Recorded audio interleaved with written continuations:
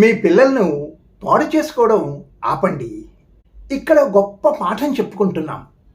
మీరు వాళ్లకు సహాయం చేస్తున్నాం అనుకుంటున్నారేమో, కానీ చాలా సందర్భాల్లో వాళ్ళ భవిష్యత్తును మీరే పాడు చేస్తున్నారు.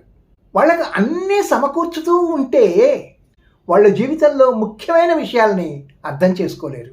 ఆ ముఖ్యమైన విషయాలు క్రమశిక్షణ, డిసిప్లిన్, రెస్పాన్సిబిలిటీ, బాధ్యతగా మెలగడం, డబ్బు విలువ, వాల్యూ ఆఫ్ మనీ. ఒక పిల్లవాడు ఏదైనా కావాలనుకుని దానికోసం శ్రమించకుండా సంపాదించాలని అనుకుంటే వాడు ఈ ప్రపంచం వాడికి ఏదో అప్పున్నదని భావిస్తూ పెరుగుతుంటాడు. అయితే నిజమైన ప్రపంచం అలా ఉండదు.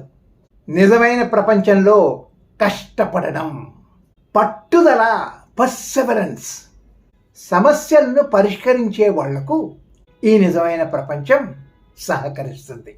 మా పిల్లలకు నేను ఏది అడిగితే అది ఇవ్వను.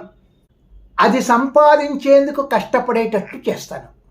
నేను వాళ్లకు డబ్బు ఊరికే రాదని, నీ కృషి విలువకు తగ్గ విధంగా వస్తుందని, సుఖంగా ఉంటే అసలు రాదని నేర్పిస్తాను.